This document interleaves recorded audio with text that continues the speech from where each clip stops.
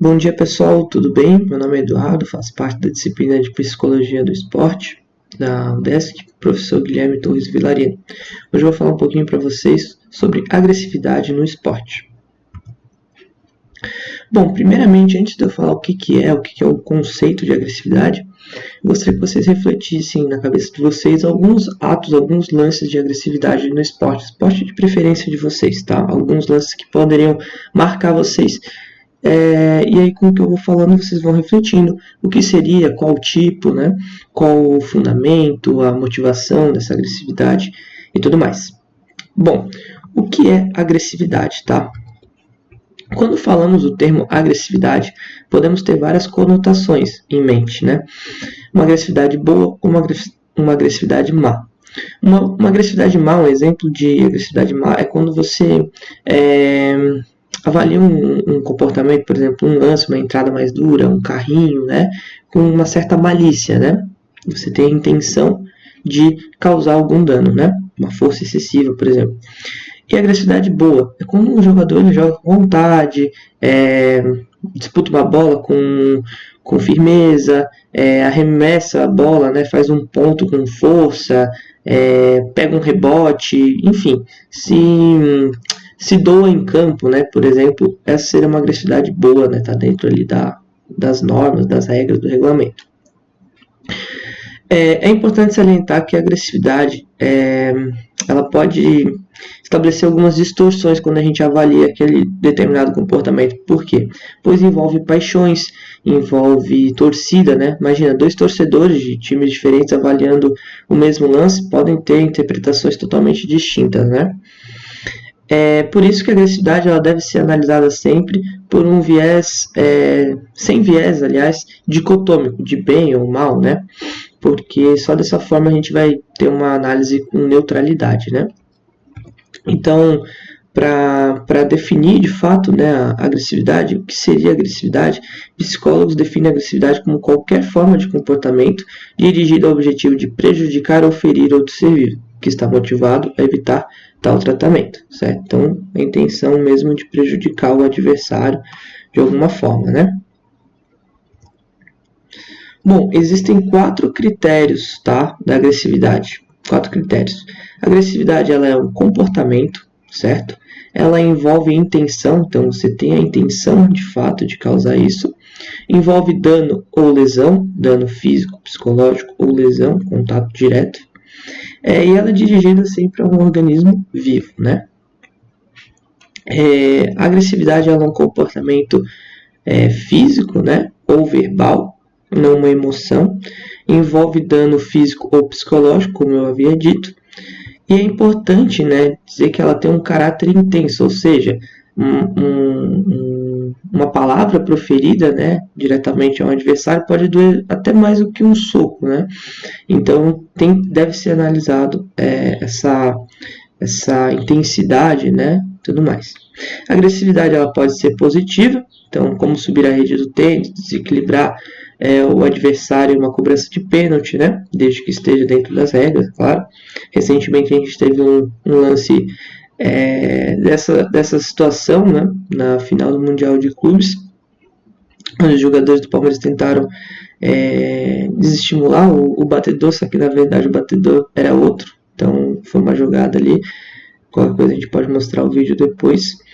E a agressividade, né, ela tem comportamentos assertivos com emoção e intensidade. Foi o que eu falei anteriormente, que ela pode ser de fato positiva, certo? Existem alguns tipos de agressão, certo? Que a gente deve salientar aqui. A agressão hostil, ou seja, aquela agressão que o objetivo principal é causar de fato dano físico ou psicológico a outra pessoa. E a agressão instrumental. A agressão instrumental ela ocorre na busca de algum objetivo não agressivo. Por exemplo, quando um boxeador acerta um golpe na cabeça do adversário, ele está fazendo o trabalho dele, não está sendo agressivo de fato, né? Outro exemplo, o técnico, né, um treinador ali do time de vôlei, ele pede tempo em um lance determinante, sei lá, um match point, set point, né? Então, são algumas formas de causar danos, né, ao adversário, mas sem, de fato, uma agressividade, né? Existem relações desses dois tipos de agressão nos comportamentos esportivos, né? Então pode ser que um atleta ele tome uma decisão de agressão instrumental, que seria essa sem a intenção de ferir de fato, sendo motivado por algum ato hostil. Então o adversário foi rude com ele, proferiu alguma palavra de baixo calão, e isso motiva ele a ser mais agressivo, a disputar a bola com mais veemência e tudo mais. E uma coisa que eu queria destacar, até coloquei aqui no slide, o importante papel do profissional de educação física, de controlar os seus alunos desde a base, desde o início, né? Porque eu vou explicar depois, mas tem algumas teorias, né, que colocam a parte do desenvolvimento da infância como extremamente importante, né, no desenvolvimento de uma pessoa que possa se tornar agressiva ou não, né? Isso vai de pessoa para pessoa também. Então é importante a gente, como profissional, saber verificar, né, esses atos de agressão desde o início, já para, né, de uma certa forma, reprimir para que isso não se repita. Bom, aqui eu peguei o questionário da agressividade, que no livro cita, né, que é os 4 critérios de Gil. Daqui eu não vou explicar de fato, né, mostrar ponto por ponto, porque senão fica muito longo, mas vocês podem pegar esse material depois e simular, se vocês consideram esses comportamentos de exemplo aqui como um ato agressivo ou não. Então, agressivo vai sublinhar com um A aqui, ou não agressivo vai sublinhar com o N ali. E aí embaixo vai ter as respostas de fato, né? Isso também dá uma exemplificação daquela parte de viés, aquela parte de, às vezes, né, avaliar de uma forma emocional. Enfim, tenho certeza que se uma pergunta aqui envolvesse o time do coração de vocês, a resposta poderia ser diferente, né? Bom, quais são as causas da agressividade, né? Por que algumas crianças são mais agressivas que outras, né? O que faz alguns atletas perderem o controle, perderem a noção, e os indivíduos eles nascem agressivos ou eles se transformam com o ambiente, né? Importantes questionamentos. Existem 4 teorias para explicar isso, tá? São elas: teoria do instinto, teoria da frustração-agressão, teoria da aprendizagem social e teoria da frustração-agressão revisada.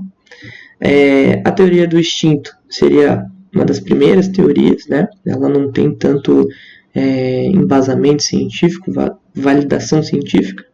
Teoria da frustração-agressão veio depois. Posteriormente, teoria da aprendizagem social, que tem um pouco mais de viabilidade científica. E a última, que é a teoria da frustração-agressão revisada, que seria um misto entre a segunda teoria e a terceira, né? Ela tem um argumento corroborando com as duas, né? E é a mais aceita na academia, né? Bom, teoria do instinto, tá? Vou explicar uma por uma aqui para vocês. De acordo com Gil, 2000, as pessoas possuem um instinto inato de serem agressivos. O que difere é o tempo para se manifestar de forma direta ou catarse. Catarse seria uma forma de a gente expressar, né, nosso sentimento, nosso instinto. Segundo os teóricos do instinto, o esporte é fundamental para que os indivíduos possam canalizar seus instintos agressivos de uma forma aceita na sociedade. Então, como eu disse, essa teoria ela tem pouca aceitação, né? Tem alguns casos que realmente comprovaram que o atleta ele diminuiu seus instintos agressivos com o esporte, mas tem outros que se tornaram mais agressivos ainda. Então, por isso que não é muito aceita essa teoria. A teoria da frustração-agressão. Essa teoria diz que a agressividade ela é um resultado de frustração, ou seja, é manifestada quando algum indivíduo sofre algum tipo de bloqueio ou fracasso em seu objetivo. Essa teoria ela até que é relevante, pois a maioria dos atos agressivos no esporte são motivados quando o atleta possui alguma frustração. Por exemplo, o jogador sofre algum tipo de entrada mais dura em uma partida e depois ele se vinga numa disputa dando uma cotovelada no outro jogador, ou até no mesmo jogador, né? Isso realmente acontece. Porém, essa teoria ela tem pouco apoio, pois insiste que a frustração deve sempre resultar em agressão, e é o único fator que causa a agressão. E não é verdade, né? A gente sabe que tem vários outros fatores importantes. Há poucas evidências de que praticantes de esportes de contato frustrados e agressivos diminuam seus níveis de agressividade por meio dessa prática. Foi o que eu disse anteriormente, né? Teoria da aprendizagem social. Essa teoria é bem interessante, pois ela explica a agressão como um comportamento que as pessoas tendem, né, aprendem a observar outras pessoas. Então ela se modela conforme o que ela observa.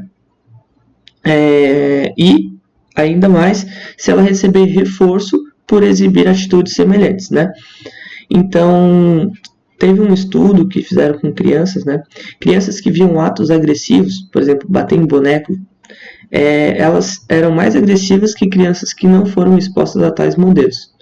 Então, por isso essa teoria ela tem bastante apoio científico, né? E tem alguns exemplos aqui também bem interessantes no livro, tá? Vamos lá. Esportes agressivos como hóquei no gelo evidenciam esse comportamento, uma vez que atletas jovens desse esporte são instruídos a serem intensos e agressivos na prática e recebem notoriedade por isso. Ou seja, elas são mais bem vistas se elas tiverem comportamento agressivo durante essa prática. Além disso, quando esses atletas jovens eles observam os jogos da NHL, né, que é a Liga Americana de Hóquei, quando eles observam esses ídolos, esses craques do esporte, eles vão de encontro com diversos comportamentos agressivos na prática, né, do esporte de elite. Ou seja, isso é um reforço, porque ele está se espelhando no seu ídolo. Quando ele vai praticar, ele quer fazer igual, vai fazer semelhante. Então, pode ser que uma criança que comece no hóquei ela não seja agressiva, mas conforme ela for praticando, ela se torne não só um atleta agressivo, um jogador agressivo, mas também uma pessoa agressiva, né? Então, essa teoria ela tem bastante embasamento científico. Passar mais tempo na liga da Liga Americana de Hóquei fez com que jogadores europeus se tornassem mais agressivos como os norte-americanos. Então, eles fizeram um estudo que percebiam que os atletas europeus, né, quando jogavam na Europa, eles não tinham tanto esse comportamento agressivo, uma vez que eles foram para a Liga de Elite dos Estados Unidos, que os jogadores naturalmente são mais agressivos, os norte-americanos, eles acabaram se tornando mais agressivos para equiparar, né, para ficarem no mesmo nível, vamos dizer assim. E por último, a teoria da frustração e agressão revisada. Essa teoria, ela, como eu disse, ela pode ser chamada também de neoassociação cognitiva, tá? Como eu disse, essa teoria ela é um misto entre a teoria da frustração e agressão e da teoria de aprendizagem social, certo? Então ela combina tanto uma hipótese quanto a outra, certo? Vou explicar como. Essa teoria diz que a frustração ela não gera agressividade 100% das vezes. Lembra que a outra já falava que praticamente 100% causava, né? Porém, ela aumenta consideravelmente a probabilidade de agressão pelo aumento da excitação, raiva e de outros pensamentos e emoções. Ou seja, a frustração ela não vai gerar agressividade, né, de forma irredutível, mas a combinação, a probabilidade aumenta muito por conta desse aumento de excitação, causando uma raiva, causando pensamentos, frustrações, com que a pessoa ela tenha que realizar alguma atitude, né? Entretanto, o que influencia nesse comportamento agressivo por meio dos fatores citados é a vivência e as experiências sociais vividas pelo indivíduo. Se os indicadores sinalizam que a agressão é inadequada, ela não ocorrerá. Por exemplo, se o jogador ele não for uma pessoa agressiva e ele sabe que se ele realizar algum ato de agressividade, ele vai ser penalizado, ele vai ter que treinar não com equipe profissional, ele vai ser rebaixado para o sub-23, por exemplo, ou ele vai ficar fora do próximo jogo, ou ele vai ter que pagar alguma prenda, enfim. Se ele souber que se ele Se essa atitude agressiva causar algum dano para ele, né, a probabilidade disso acontecer diminui bastante. Mas, por exemplo, se os indicadores sinalizam se essa agressão ela for positiva, tipo, o treinador falou durante a preleção que deveriam disputar todas as bolas, todos os lances, que poderia tomar cartão amarelo se precisasse, tudo mais, bom, a probabilidade disso acontecer é muito maior, né? Vamos dar um exemplo agora, tá? Se um jogador de defesa do futebol americano ele se frustra por não defender um passe para um touchdown, ele pode sair xingando o jogador adversário. Se seu técnico anteriormente já tiver tolerado esse comportamento, vamos supor, ele estava treinando, ele realizou esse comportamento e o técnico não repreendeu, o técnico deixou passar. Na hora do jogo, ele pode repetir esse ato, pois não teve nenhuma punição, né? Porém, se ele souber que ficará no banco no próximo jogo, caso cometa um ato agressivo, a probabilidade disso acontecer é bem menor. Então, era o que eu estava explicando anteriormente, certo? Vai depender da vivência dele. Se ele teve uma punição lá na infância, né? Lembrando lá do papel do profissional de educação física. Se ele teve uma punição lá na infância sobre um determinado comportamento agressivo, ele lá na frente ele vai lembrar dessa situação e a tendência dele é diminuir esses comportamentos, né, durante a prática no esporte. E para finalizar, tem um modelo da agressão geral, certo? Desenvolvido por Anderson e Bushman.